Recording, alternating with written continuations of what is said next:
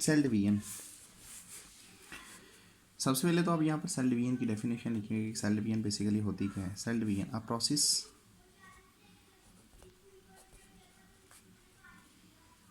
in which cell divide into two daughter cell का cell division. एक तारीफ तो हम ये लिखते हैं, दूसरी हम इसकी डेफिनेशन ये लिखते हैं, a series of events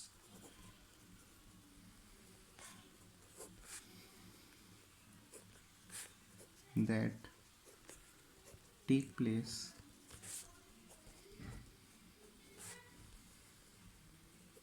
inside cell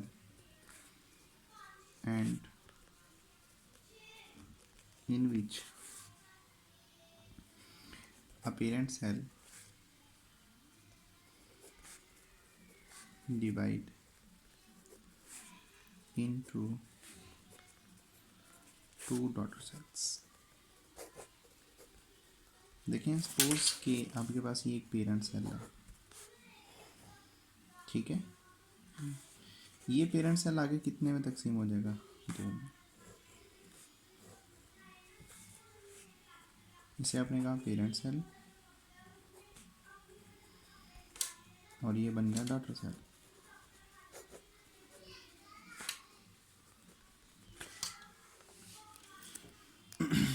ये पेरेंट सेल अब तकसीम हो जाएगा 2 डॉटर में। सारी सी बात है, यहाँ से लेकर यहाँ तक इसको डिवाइड होने में भी तो टाइम लगेगा ना।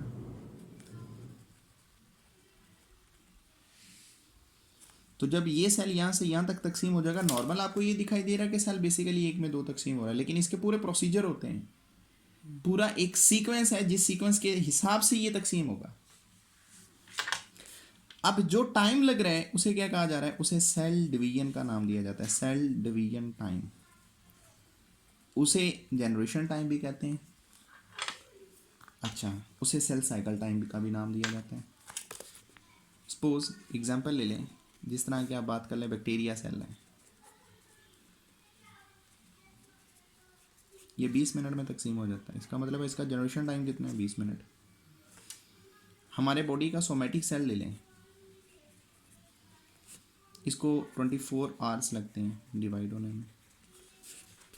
इसी तरह स्पर्म सेल की बात करें, 72 आवर्स लगते हैं, सॉरी सही है, 72 आवर्स लगते हैं। और इसके बाद आप बात कर लें यीस्ट की, तो यीस्ट 90 मिनट्स में 2 में तकसीम हो जाती है। ये इनका जनरेशन टाइम होता है। अब इवेंट्स की बात की है तो डिफरेंट इवेंट्स होते हैं। जो पहला इवेंट्स है उसे नाम दिया जाता है इंटरफेस का।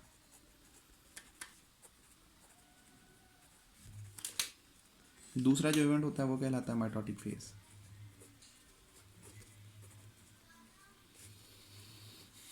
इस माइटोटिक फेज को एम फेज भी कहते हैं, ठीक है।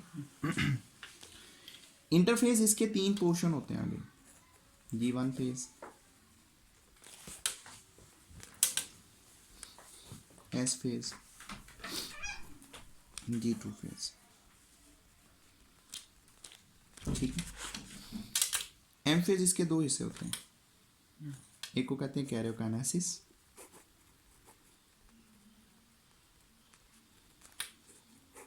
एक को कहते हैं साइटोकाइनेसिस। कैरियोकाइनेसिस इसके 2 पोर्शन होते हैं, एक को कहते हैं माइटोसिस, एक को कहते हैं मीओसिस, जिसे मायोसिस भी कहा जाता है। अब माइटोसिस के आगे स्टेप्स होते हैं। पहला जो स्टेप होता है उसे नाम दिया जाता है प्रोफेज, दूसरा स्टेप होता है मेटाफेज, तीसरा स्टेप होता है एनाफेज, और फोर्थ स्टेप होता है टेलोफेज, ठीक है। मियोसिस होती है 2 तरह की, मियोसिस 1, मियोसिस 2। इसके स्टेप भी सिमिलर यही होते हैं, प्रोफेज 1, मेटाफेज 1, एनाफेज 1, टेलोफेज 1, फिर प्रोफेज 2, मेटाफेज 2, एनाफेज 2 और टेलोफेज 2। ये होगी कैरियोकाइनेसिस। कैरियोकाइनेसिस में क्या होता है, न्यूक्लियस तकसीम हो जाता है, यहाँ पर न्यूक्लियस की डिवीजन होती है। Division of nucleus is called karyokinesis and division of cell is called cytokinesis. Cytokinesis भी दो तरह की होती है, एक होती है एनिमल सेल्स के लिहाज से साइटोकाइनेसिस और एक होती है प्लांट सेल्स के लिहाज से साइटोकाइनेसिस।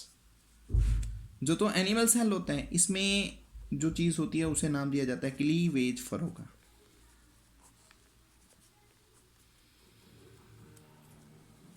और जो प्लांट सेल होते हैं इन्हें नाम दिया जाता है फ्रैग्मोप्लास्ट।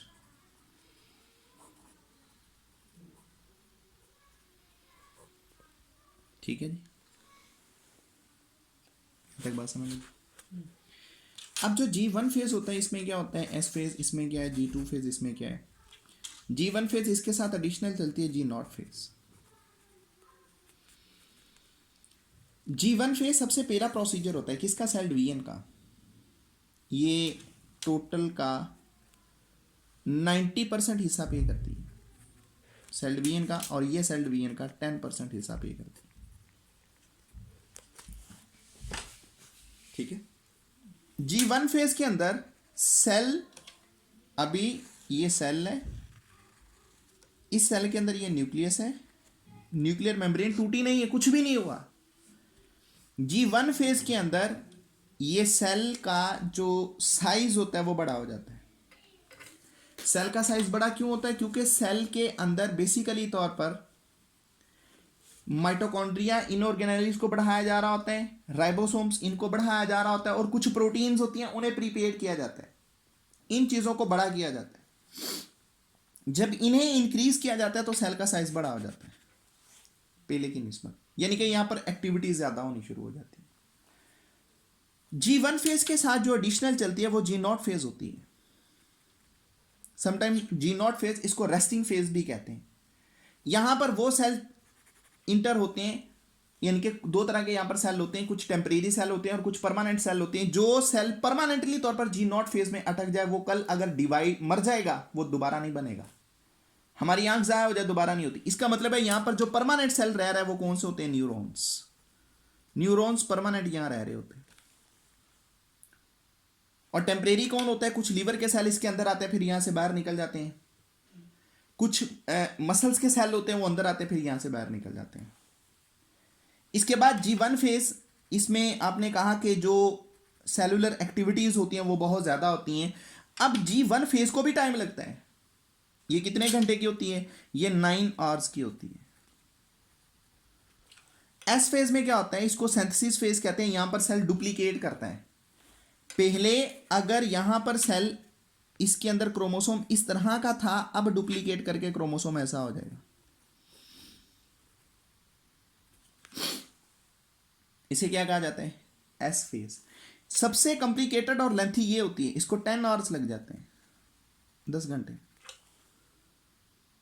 इसके बाद होती है G2 फेज। इसमें सेल के अंदर कुछ अदर प्रोटीन्स को बनाया जाता है। सेल के अंदर कुछ इंजामेटिक प्रोसेस जो होते हैं उन्हें डिक्रीज कर दिया जाता है और सेल को रेडी कर दिया जाता है कि अब वो इंटर हो जाएगा किसके अंदर, माइटोटिक फेज में। इसको कितने घंटे लग जाते हैं, इसको अप्रोक्सीमेटली 4.5 यानी कि 4.5 घंटे लग जाते हैं। 10 और 9 19 और 4 23, 23.5 घंटे। आधे घंटे की क्या होती है, माइटोटिक 30 मिनट्स की होती है। शॉर्ट ड्यूरेशन होता है इसीलिए ये 10% होती है। ये लॉन्ग ड्यूरेशन होता है इसीलिए ये 90% होती है। यहां तक बात समझ लगी।